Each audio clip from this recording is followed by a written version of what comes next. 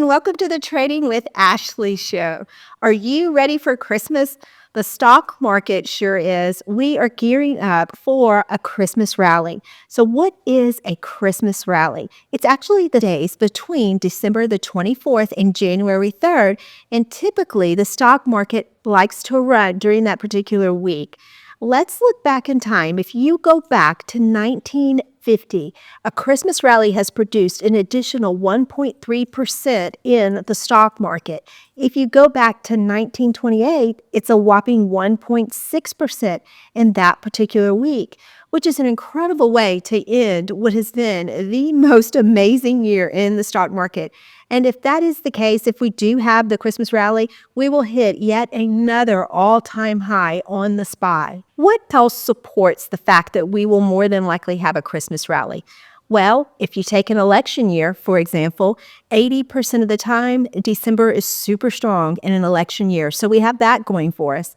But the odds go up even more if you have seen double-digit gains in the year preceding the election. And we did see that this summer. So as a result, we would be breaking tradition if we did not have a Christmas rally this December. Now, you do have major hedge funds, institutions, and even retail traders that take the week off completely. So with fewer people trading the market, it can drift upwards. You couple that with the fact that the news cycle basically shuts down that week, and that helps allow the stocks to run. Because we all know when we see those negative news pieces come out on a stock, or there's something that happens in the government that's newsworthy, it has a tendency to spook the stock market and our equities usually will tumble. Well, this particular week is pretty quiet from a news perspective, and that actually helps the stock market grow. Let's listen to a brief interview that Tom Lee gave, and he shared his perspective on the market. I thought you might want to hear this. One of our next guests thinks this is a great buying opportunity and the Fed remains supportive. Our other thinks the Fed will be on pause for the time being and could even hike again if inflation reignites. Joining us for more is Tom Lee, Fundstrat Global Advisors Head of Research and a CNBC contributor. And Jeff Kilberg is founder and CEO of KKM Financial. He's a contributor as well. Tom, we'll start with you. I take it you think this is a buying opportunity.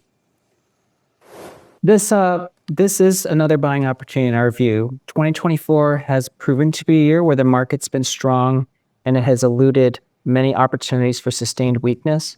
I know yesterday's pullback was really painful, but to us, I think the fundamental supporting stocks are intact, and I think it's a good opportunity for investors here.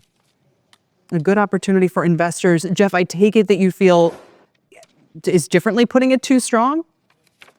Well, I don't disagree with Tom on the fundamental side of it, but I think if you look at where we're at, with the interest rates, what's on the horizon from taxes, tariffs, and deficits, I really have to be considerate of what happened yesterday. It was the second largest move in the VIX we have seen. And historically speaking, Kelly, Tom is right. A month after that spike in the VIX, you see the S&P 500 higher. However, I don't think we can lean on history here due to the fact that we've seen stretched valuations in the top 10 names of the S&P 500. We've also seen just a straight line up. If you look in the last 2 years, back-to-back years of above 25%, we've become conditioned that the market's just going to continue to move higher, thanks by and large to the Fed dovishness in their $7 trillion balance sheet. So I'm looking, I know Tom wants to back up the truck here. I have the truck running, but I'm not ready to back it up yet. I want to see this more process, reset valuations. I think that's going to be the next couple months, possibly the first quarter, because we've become too conditioned, Kelly, to markets repricing in a day. I have to go back to my 30-year career and understand that we will see reset valuations more of a quarter or two,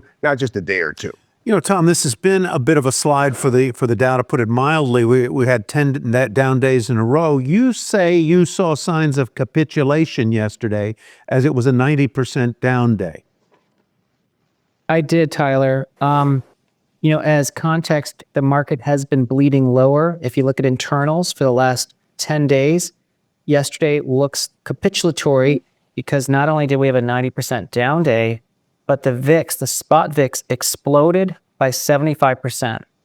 There's only 4 times in history where it's risen 60% in a day. So yesterday was the 5th time in its 35-year history. Of those 4 times, the market recovered all of its losses within a week, 3 out of the 4 times. The 4th time it took a month. So I think what you had was people panicking to get out of what they thought was a momentum trade that's ending because we're so close to year end. But here's the interesting thing. The forward VIX futures curve barely moved. So it was almost as if people were seeking protection through the VIX yesterday. What tells you, Jeff, that more valuation resetting is to come? I think due to the fact that we only had one down day, Ty, typically when you see prices reset or revalue, you have consecutive down days, and those consecutive down days bring along margin calls. And you saw Interactive Brokers head talk about his concern of margin being used on the Mag 7. So when I look at a day like today where you're seeing passive indexes buoy the overall three major indices, NVIDIA, Facebook, these names are coming back because you're seeing people deploy cash in a passive index. So I do get concerned about that short-term volatility, but I'm going to embrace this volatility over the next month or two because I don't think history is going to line up. This is not going to be the same way. We've seen a straight up move ever since last November, and especially since November 5th after the election results. So I do have concerns short term, but I am cautiously optimistic at 2025. But there's going to be more volatility. This was like a depth charge that went underneath the water. There will be ripple effects. Tom, let's talk about the small caps for a minute because they have these kind of moments where they look really promising, they go on a tear, and then it just stalls out. And a lot of investors are feeling frustrated and wonder if it's worth sticking around.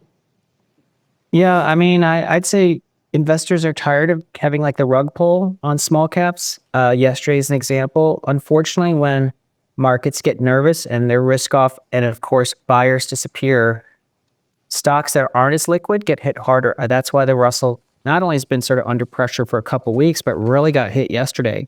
But do we think anything has undermined what makes small caps attractive the next 5 years? It's still in place. I mean, they've underperformed the last 10 years by the second largest magnitude in the last 125 years, except for 1998. So not only are they derated, but now we have a roadmap of deregulation, possible mergers, at a time when financials, which is a huge weight in small caps, look more promising, and things like biotech, which is a huge weight, also look more promising with deal activity. So I actually think this is, again, another chance to buy a dip.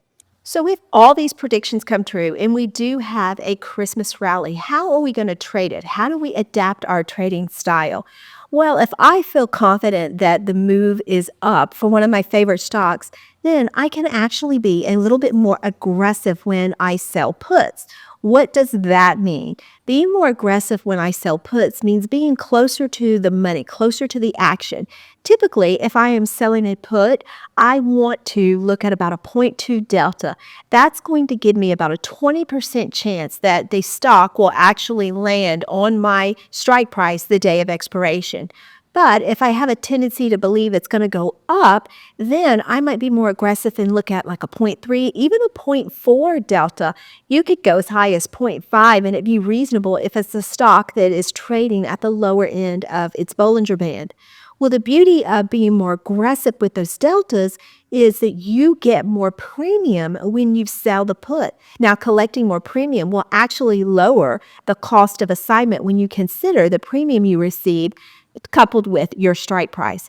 And that's good because that's going to allow you to start to sell covered calls sooner and implement the wheel strategy. Now, I can't talk about a Christmas rally without actually mentioning what Christmas is all about and the good deeds that come with Christmas.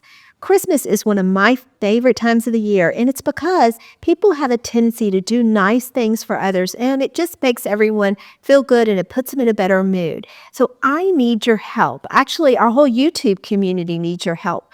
I would love for you to comment in the comment section, what are some of the random acts of kindness that you do, maybe during Christmas week, maybe throughout the year?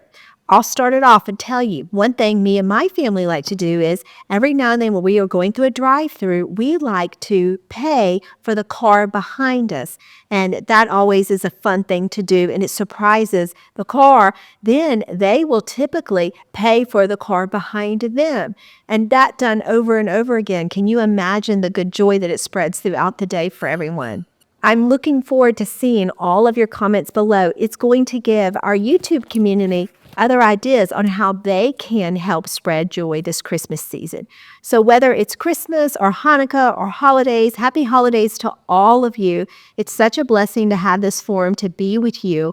And remember, if you are with Trading with Ashley, there's no trader left behind. Merry Christmas. Happy holidays, everybody.